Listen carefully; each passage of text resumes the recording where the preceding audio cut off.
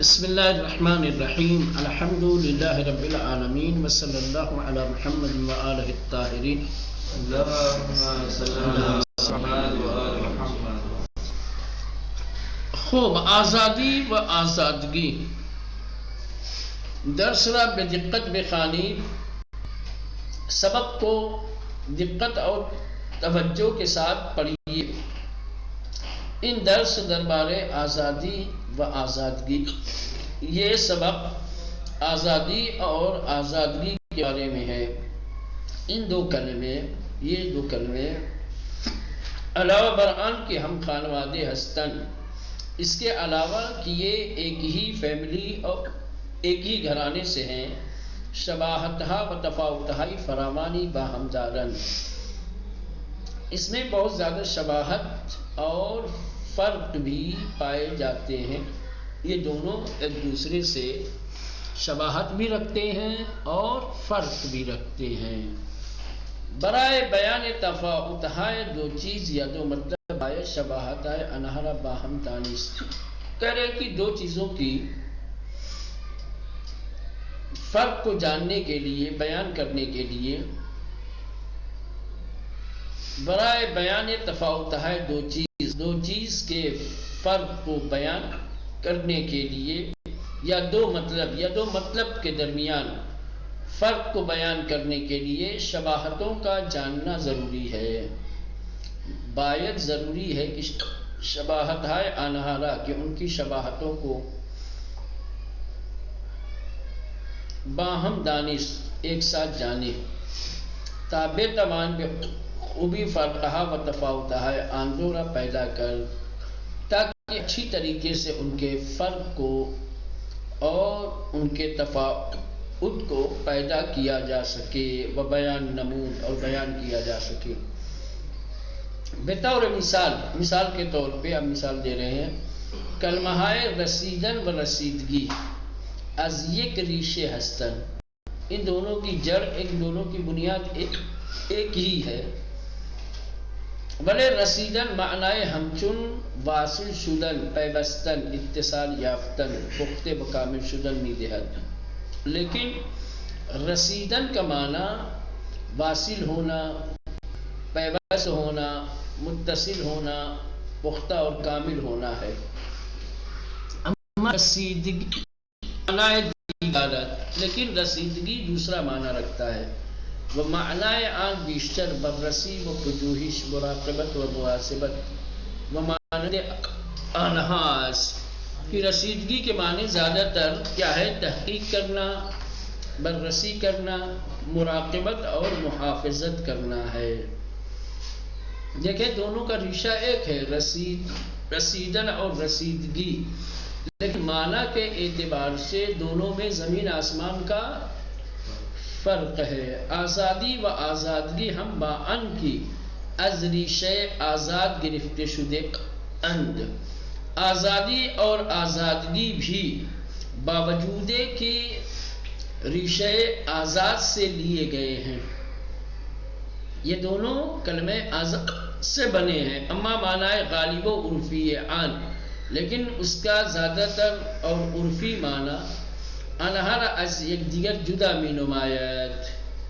جب آپ عرف عام میں جائیں گے، عام بول چال میں، تو ان دونوں کے معنی میں آپ کو بہت سارا فرق نظر آئے گا، اور اسی فرق کی وجہ سے یہ دونوں ایک دوسرے سے جدا ہوتے ہیں. وباً کی ایک درس کامل اور باوجود کی ایک مکمل درس پیرامون تعودہائے معنی یہ الخاندئین، اس کے معنی کے فرق کے بعد میں ہم نے پڑھا ہے. اما ہنوز حرفہا و مطالب باقی ماندیاس، لیکن ابھی بھی کچھ باتیں، کچھ مطلب اس کے سلسلے میں باقی رہ گئے ہیں.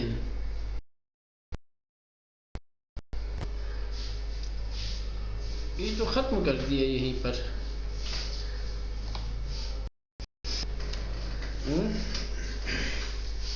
خلاصہ کلام یہ ہوا کہ فارسی زبان میں کچھ کلمات ایسے ہیں کہ جن کی اصل اور اساس، جن کا ریشہ ایک ہے، جن کا ریشہ جن کی اساس ایک ہوتی ہے اس کو ہم خانوادہ یا ہم جنس کہتے ہیں. ٹھیک، تو حروف کے اعتبار سے ایک شباہت اس میں ہوتی ہے، کیونکہ جتنے ہم خانوادہ الفاظ ہوتے ہیں ان میں الفاظ ہے حروف مشترک پائے جاتے ہیں.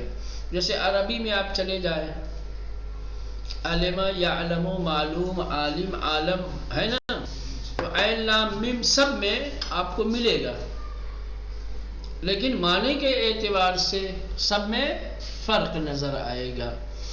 تو ایسے ہی فارسی زبان میں بہت سارے کلمات ایسے ہیں کہ جن کا ریشہ، جن کی اصل ایک ہوتی ہے، کسی ایک کلمے سے بنے ہوتے ہیں، تو حروف میں اشتراک پایا جاتا ہے، حرف کے اعتبار سے وہ مشترک ہوتے ہیں، کیونکہ سب میں چند حروف ایک ہی جیسے ہوتے ہیں، لیکن معنی کے اعتبار سے کیا ہے فرق. آپ سمجھیے، اب انقلاب اسلامی مردم ایران، ٹھیک، اسلامی انقلاب اور ایران کے لوگ.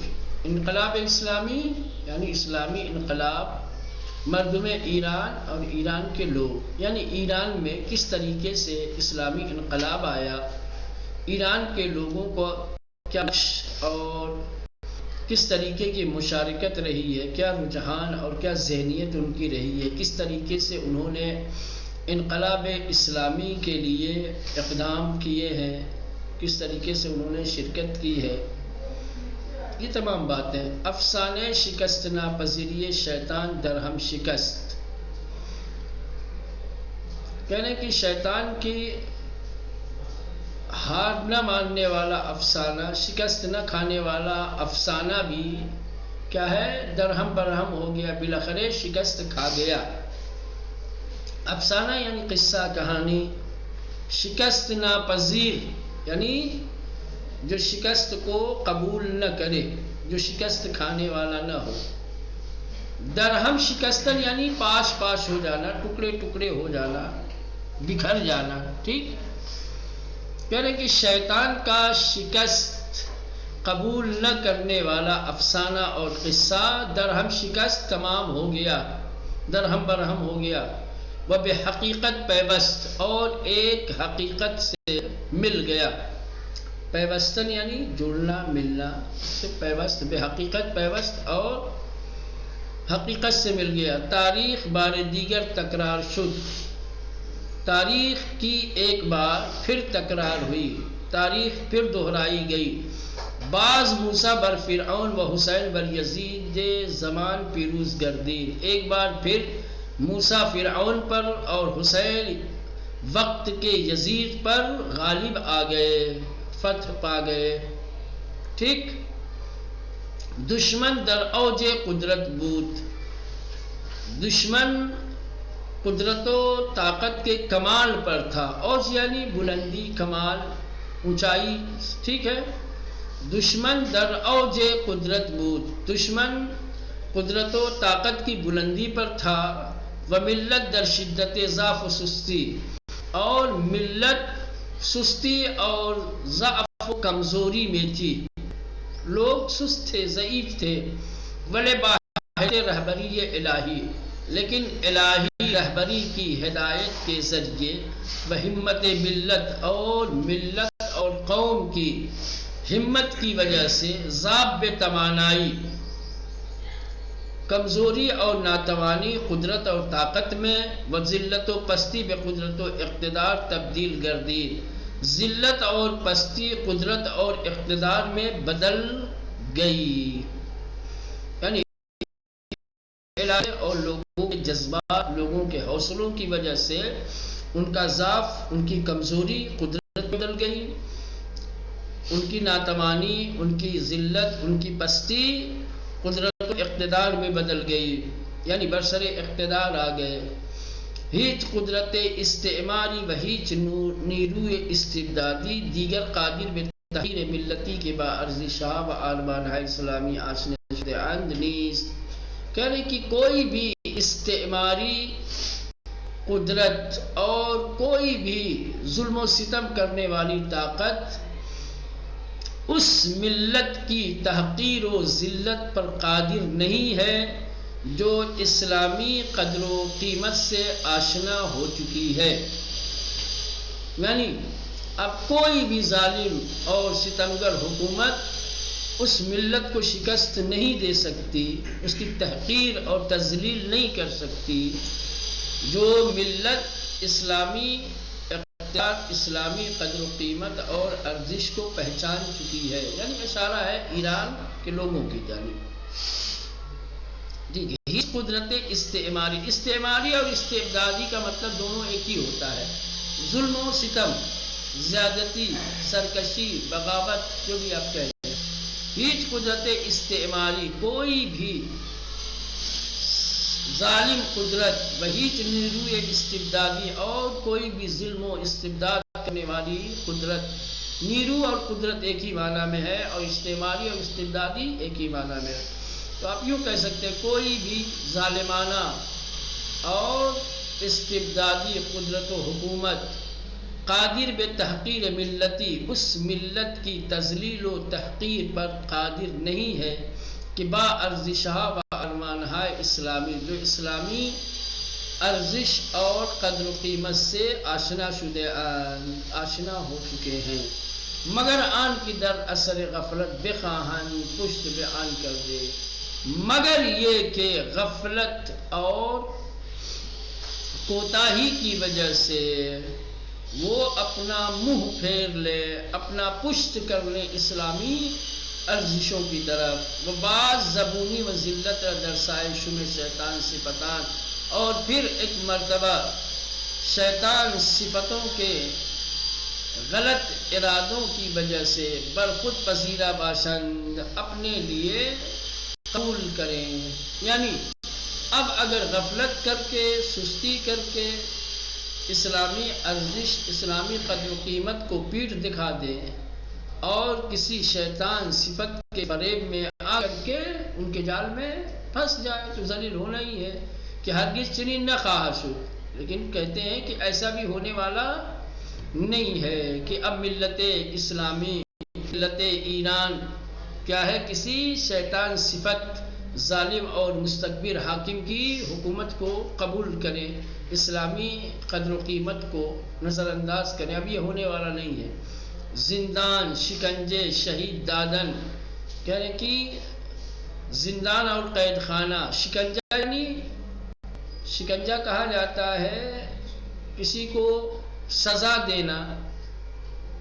شکنجہ یعنی تکلیف میں ڈالنا، سزا دینا، شہید دینا. ہیچ کدام نہ تمانس خللی در عزم انہا ایجاد. یہ سب کیا گیا ایرانی ملت کے ساتھ، ایرانی قوم کے ساتھ.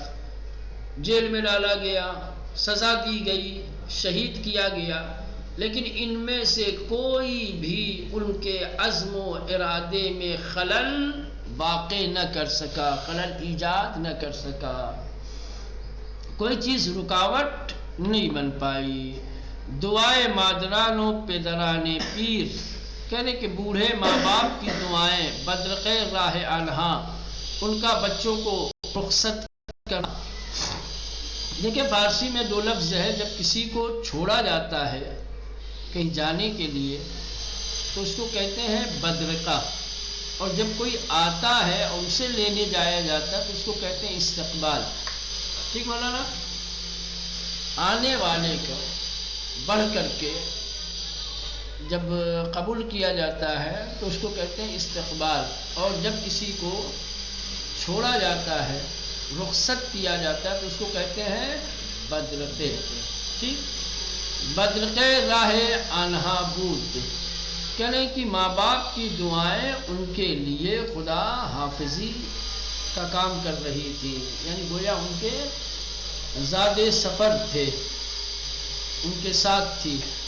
حتی خود آنان نیز در تظاہرات شرکت می کردن، یہاں تک کہ خود یہ بوڑھے ماں باپ بھی تجمعات اور تظاہرات میں شرکت کرتے تھے. تظاہرات کہتے ہیں ریلی کو. تظاہرات یعنی ریلی نکلتی ہے نا روڈوں پہ کسی مسئلے کو لے کر کے نعرے بازی کی جاتی ہے، اس کو کہتے ہیں فارسی میں تظاہرات۔ پیران ماں بے تظاہرات کنندگان و انقلابیون شربت و غذا میدادن، کہہ رہے کہ ہمارے بوڑھے ریلیوں میں شرکت کرنے والے اور انقلابی جذبات رکھنے والوں کو شربت پلا رہے تھے اور کھانا دے رہے تھے۔ بوڑھے بیچارے چل نہیں سکتے تھے، اب فرض کر لو یہاں سے جامع مسجد تک جانا ہے نعرے بازی کرتے ہوئے، تو بوڑھا آدمی تھوڑی، وہ کیا کرتے تھے کہ اپنے اپنے گھروں کے سامنے شربت لے کر کے کھڑے ہو جاتے تھے یا کھانا بانٹتے تھے۔ تو جتنے تظاہرات کرنے والے ہوتے تھے وہ شربت پی کے کھانا کھا کر کے انرجی اور طاقت لے کے پھر اور بھی بلند آواز سے نعرے بازی کرتے تھے۔ پیران ماں ہمارے ضعیف اور بزرگ بے تظاہرات کنندگان و انقلابی جون انقلابیوں اور تظاہر کرنے والوں کے لیے شربت و غذا میدادن شربت اور کھانا دیتے تھے۔ مردم ہر چه داشتن میدادن لوگوں کے پاس جو کچھ تھا وہ دے رہے تھے۔ مردم لوگ ہر چه داشتن جو کچھ رکھتے تھے، لوگوں کے پاس جو کچھ تھا میدادن دیتے تھے۔ وہیچ کس چرا ونہ نمی گفت، کوئی یہ نہیں کہتا تھا کیوں یا نہیں، کیوں دوں یا نہیں دوں گا، یہ کوئی نہیں کہتا تھا۔ جس کے پاس جو کچھ تھا وہ لٹا رہا تھا، خرچ کر رہا تھا۔ ہمیں بسیج شدے بودند، سارے کے سارے بسیج بنے ہوئے تھے۔ بسیج کہا جاتا ہے جو کسی ایک خاص مقصد کے لیے کیا ہے ایک دوسرے کے ساتھ ہم آہنگ ہوں اور اس مقصد کو پانے کے لیے جو ہر طریقے سے تیار ہو، سمجھ رہے ہیں۔ البتہ ایران میں ایک آرمی ہے، اس کا نام ہے بسیجی، بسیجی یعنی فوجی، یہ بھی ایک معنی ہے بسیج کا۔ اور کچھ طلباء کو بھی بسیج امام زمان کہا جاتا ہے، یعنی امام زمان کا سپاہی۔ ہمیں بسیج شدے بودن یعنی سب ایک ہی مقصد اور ایک ہی ہدف کی پیروی کر رہے تھے، سارے کے سارے سپاہی بنے ہوئے تھے۔ چلو یہ ترجمہ کر لو، سمجھ رہے ہیں۔ ہمیں بسیج شدے بودن سارے سرباز اور سپاہی بنے ہوئے تھے۔ کودکی تند تند برگہائے دفترش را پارے می کرد، کہہ رہے ہیں کہ بچہ تیزی کے ساتھ جلدی جلدی اپنی کاپی کے ورق پھاڑ رہا تھا۔ کودکی یعنی ایک بچہ، تند تند یعنی جلدی جلدی تیزی کے ساتھ، برگہائے دفترش را اپنی کاپی کے پنوں کو پارے می کرد پھاڑ رہا تھا۔ بروئے آن می نوشت اور اس کے اوپر لکھ رہا تھا مرگ بر شاہ، شاہ کی موت۔ یہ شاہ وہاں کا حاکم تھا، محمد رضا شاہ پہلوی، جو انقلاب اسلامی سے پہلے ملک ایران کا بادشاہ تھا، حاکم تھا۔ اس کے خلاف نعرے لکھ رہے تھے۔ ہمارے یہاں مرد آباد، ہاں فارسی میں لکھا جاتا ہے مرگ بر، سمجھ رہے ہیں۔ ہمارے یہاں لکھا فلانا مرد آباد، فلانا مرد آباد، یزید مرد آباد، معاویہ مرد آباد، فلاں مرد آباد۔ ایران میں کہتے ہیں مرگ بر یزید، مرگ بر شاہ، مرگ بر امریکہ، مرگ بر اسرائیل، سمجھ رہے ہیں۔ تو مرگ بر شاہ، شاہ کی موت۔ وزیر برف پاکن اتومبیلہ می گذاشت، وزیر برف پاکن اتومبیلہ، اور وہ گاڑیاں کہ جو سڑکوں سے برف کو اٹھاتی ہیں، برف کو صاف کرتی ہیں، ان کے نیچے رکھتے تھے۔ اتومبیل کہا جاتا ہے کیا بولتے ہیں اس کو، وہ بڑے بڑے ٹیمپو جو ہوتے ہیں نا، گاڑیاں ٹرک سے جو چھوٹے ہوتے ہیں، نہ وہ ہوتا ہے نا، کیا بولتے ہیں یار اس کو، وہ ٹرک سے چھوٹی جو گاڑی ہوتی ہے، یہ گاڑیاں اٹھانے والی، روڈ صاف کرنے والی، ہاں وہی اس کو کہتے ہیں اتومبیل، اتوموبیل۔ سمجھ رہے ہیں؟ برف پاک کرنے کے لیے وہاں جب برف گرتی ہے تو سڑکوں سے برف اٹھانے کے لیے کچھ گاڑیاں ہوتی ہیں، ان کو کہا جاتا ہے اتومبیلہائے برف پاک کن. سمجھ رہے ہیں؟ یعنی برف اٹھانے والی گاڑیوں کے نیچے می گزاشت رکھتا تھا، وہ می گفتہ کہتا تھا بیگو مرگ بر شاہ. اب یہ حالت ہونے والی ہے شاہ کی، جیسے برف اٹھا کر کے کچرے کی طرح ہم پھینک رہے ہیں نا، اب ایسے ہی شاہ کی باری آنے والی، اس کو بھی اٹھا کر کے. اور جو چلاتا تھا ڈرائیور ہوتا تھا اس سے کہتے تھے یا زور سے نعرہ لگاتا تھا اس کے نیچے رکھ کر کے کاغذ، گاڑی کے پہیے کے نیچے کاغذ ڈال کے کہتا تھا کہو مرگ بر شاہ. دہ محرم بود، عشرہ محرم تھا. دہ محرم بود یعنی دہ کہا جاتا ہے 10 دن کو. فارسی میں دیکھا نا، دہ فجر، دہ کرامت، دہ محرم، عشرہ 10 دن. دہ محرم بود، محرم کا عشرہ تھا. وبانگ اللہ اکبر و لا الہ الا اللہ در شبہ محرم. اللہ اکبر اور لا الہ الا اللہ کی صدائیں محرم کی راتوں میں با فریاد وائے برادرم کشتے شد، اس فریاد کے ساتھ کہ ہائے میرا بھائی مارا گیا. درہم آمیختہ بود، یہ ملی ہوئی تھی. ایک طرف اللہ اکبر کی آوازیں لگتی تھی تو دوسری طرف کوئی کہتا تھا ہائے میرا بھائی مارا گیا، کوئی کہتا تھا لا الہ الا اللہ، کوئی کہتا تھا ہائے میرا بھائی مارا گیا. یہ دونوں آوازیں آپس میں ملی ہوئی تھیں. آنگاہ ہمیں دانستن کی ید اللہ مع الجماع. کچھ اس طریقے کا منظر، کچھ اس طریقے کے حالات، کچھ ایسے مناظر دیکھنے کو ملے کہ سب کو یقین ہو گیا کہ اللہ کا ہاتھ جماعت کے ساتھ ہے. یہ ایک حدیث کا ٹکڑا، ید اللہ مع الجماع، یعنی اللہ بھی متحد متفق لوگوں کے ساتھ ہوتا ہے، ان کی نصرت اور مدد کرتا ہے. ید اللہ، اللہ کا ہاتھ، مع الجماع ملت اور جماعت کے ساتھ ہے. ید اللہ سے مراد یعنی اللہ کی قدرت، اللہ کی نصرت کیا ہے؟ مجتمع اور متفق لوگوں کے ساتھ. آری مردم مسلمان ایران، ہاں ایران کے مسلمان لوگ برہبری حضرت امام خمینی، امام خمینی قدس سرہ کی رہبری اور ان کی رہنمائی کے ساتھ برتاغوت ظالم پر، ستمگر پر غلبے کردن غالب آ گئے. وہ پیروز شدند اور کامیاب ہو گئے. ورزی میں پہلوی اور پہلوی حکومت عامل و مزدور بزرگ امریکہ کہ جو امریکہ کے سب سے بڑے نمک خوار اور غلام تھے، برانداختند، انہیں کیا ہے برکنار کر دیا، ان کی بساط لپیٹ دی. وَأَزْبَيْن بُرْدَن، اور ان کا خاتمہ کیا.